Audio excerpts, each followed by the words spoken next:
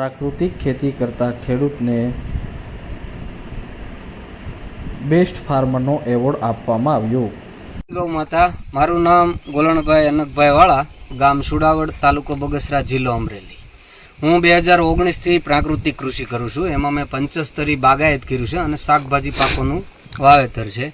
એમાં રાજ્યપાલ હસ્તક મને 3 વાર મારું સન્માન થયેલું છે. 2 વાર બગસરા સ્વામિનારાયણ મંદિરે સન્માન થયેલું છે અને 3જી વાર મને ખેતી બેંક જે અમદાવાદ છે ત્યાં મને રાજ્યપાલ હસ્તક એવોર્ડ મળેલો છે બેસ્ટ ફાર્મરનો.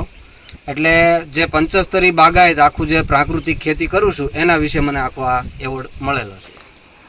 હવે એમાં એવું છે, હું વડતાલ સ્વામિનારાયણ મંદિરે SPNF પદ્ધતિ સુભાષ પાલેકર જે છે એમના પાસે મેં 7 દિવસની શિબિર એટેન્ડ કરી અને ત્યાંથી મને પ્રાકૃતિક કૃષિની માહિતી મળી અને 2019થી કરું છું.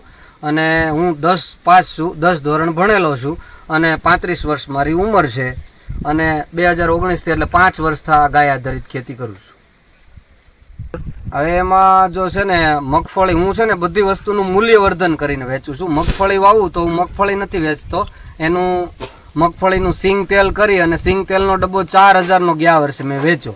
એટલે ટૂંકમાં કહેવાનો મતલબ કે આમાં ખર્ચ તો 0% છે, કોઈ ખર્ચ છે જ નહીં, બહારથી કાંઈ લાવવાનું છે જ નહીં. ગાયનું છાણ અને ગૌમૂત્રથી જ આખી ખેતી થાય છે અને આવક ખૂબ સરસ થાય છે. કારણ કે આપણે મૂલ્યવર્ધન કરીને વેચીએ એટલે ભાવ પૂરો મળે છે.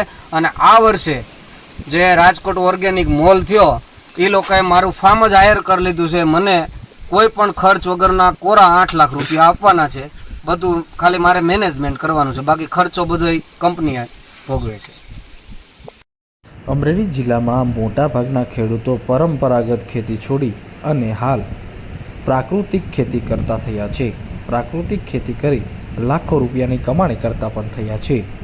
અમરેલી જિલ્લાના ગ્રામીણ વિસ્તારની અંદર મોટાભાગના ખેડૂતો ગાય આધારિત પ્રાકૃતિક ખેતી કરે છે અને ગાયના છાણ ગૌમૂત્રનો ઉપયોગ કરી 10 પરણી અર્ક, જીવામૃત, બીજામૃત બનાવવામાં આવે છે અને જેનો છંટકાવ કરવામાં આવે છે. ત્યારે અમરેલી જિલ્લાના બગસરા તાલુકાના આ ખેડૂતને પ્રગતિશીલ ખેડૂત બેસ્ટ ફાર્મર તરીકે ખેતી બેંક દ્વારા રાજ્યપાલ આચાર્ય દેવવ્રતજીની ઉપસ્થિતિમાં આ એવોર્ડ એનાયત કરવામાં આવ્યો હતો.